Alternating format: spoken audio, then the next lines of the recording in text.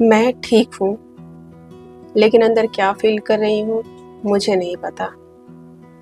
कुछ लोग ऐसे ही होते हैं। सिचुएशन कोई भी हो, दुख, स्ट्रेस, हार्ट ब्रेक या प्रेशर, हर सिचुएशन में ऑलमोस्ट सेम दिखाई देते हैं। न ज़्यादा रिएक्ट करते हैं, न जल्दी रोते हैं, ना किसी से इमोशनल सपोर्ट मांगते हैं। वो अपने इमोशंस बाहर नहीं आने देते। ये वो लोग होते हैं जिन्होंने धीरे धीरे इमोशनल शट डाउन सीख लिया होता है।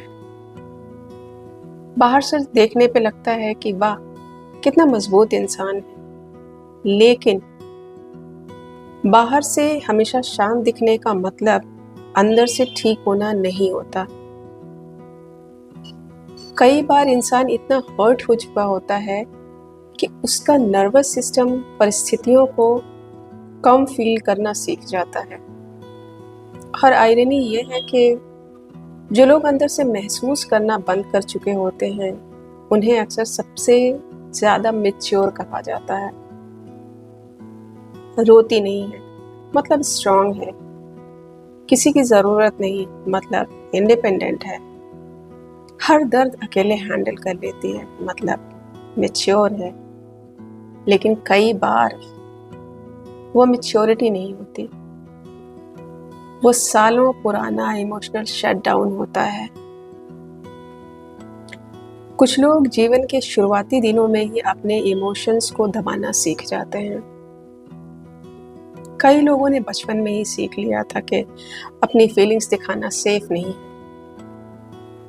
कुछ बच्चों को बार बार कहा गया, इतना सेंसिटिव मत बनो, रोना बंद करो, हर बात दिल पर मत लिया करो।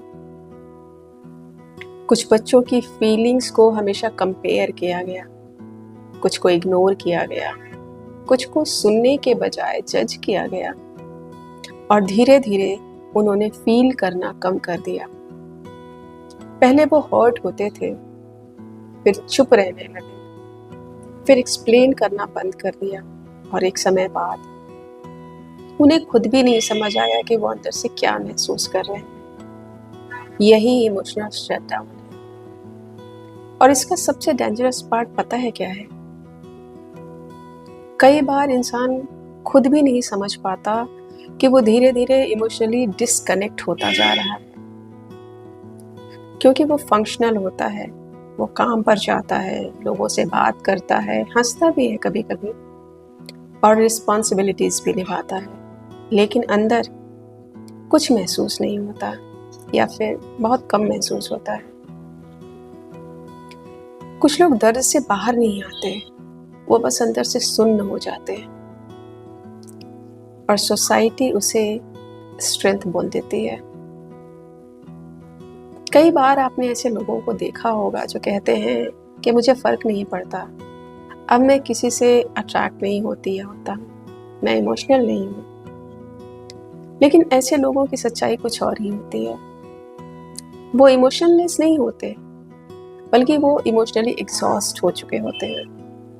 उनका नर्वस सिस्टम बार बार हर्ट होकर अब एनर्जी बचाने लगा है, क्योंकि इंसान हमेशा दर्द सहकर नहीं जी सकता। एक समय बाद बॉडी प्रोटेक्शन मोड में चली जाती है, और फिर इंसान धीरे धीरे अंदर से सुन्न होने लगता है।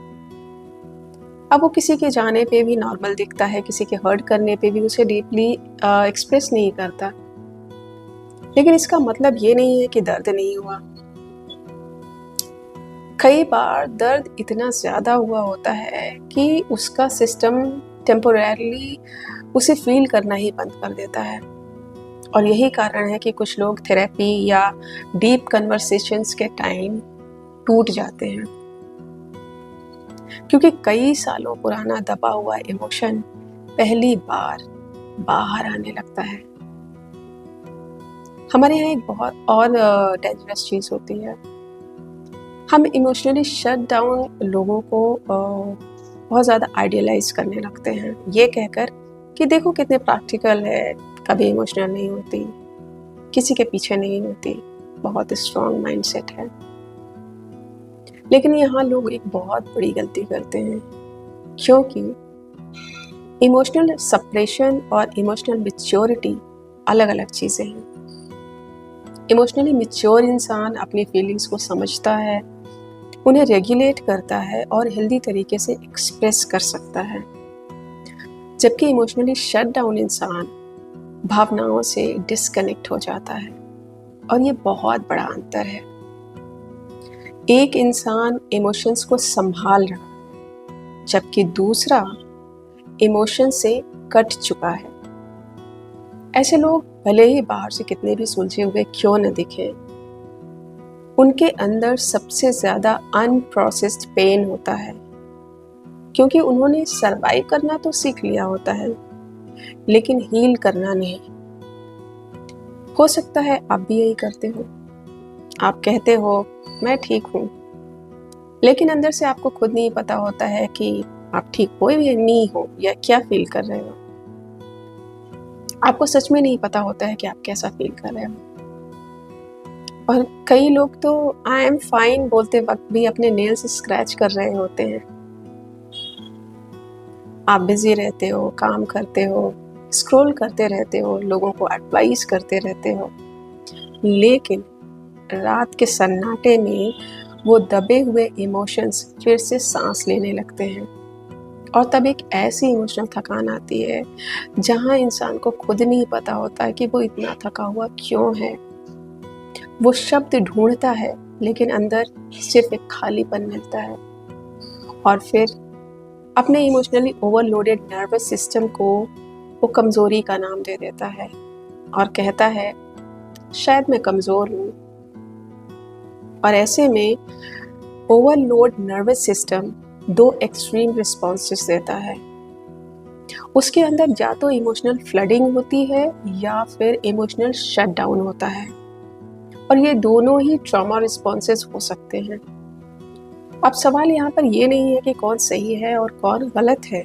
असली सवाल यहाँ ये है कि हीलिंग आखिर शुरू कहाँ से होगी। हीलिंग शुरू तब होती है जब इंसान पहली बार बिना भागे, बिना खुद को जस्टिफाई किए ईमानदारी से खुद से पूछता है कि क्या मैं सच में स्ट्रांग हूँ या मैंने बस खुद को बंद कर लिया है। क्या मैं हील्ड हूँ या सिर्फ सुन्न हो चुकी हूँ। क्योंकि हर बार रोने से बचना हीलिंग नहीं हो सकता। कई लोग इसलिए नहीं रोते क्योंकि उनकी बॉडी अब भी सर्वाइवल मोड में है, और सर्वाइवल मोड में जब बॉडी होती है तो बॉडी फीलिंग से ज़्यादा फंक्शनिंग को प्रायोरिटी देती है। लेकिन इंसान हमेशा ऐसे नहीं जी सकता।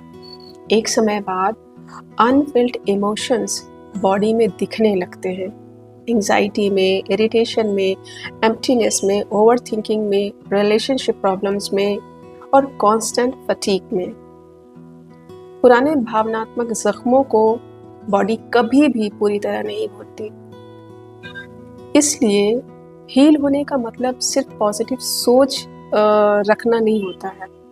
हीलिंग का मतलब है धीरे धीरे अपने इमोशंस के पास वापस आना, अपने दर्द को दुश्मन की तरह नहीं, एक मैसेज की तरह देखना, और खुद को ये परमिशन देना कि मुझे हर समय स्ट्रॉन्ग दिखने की ज़रूरत नहीं है।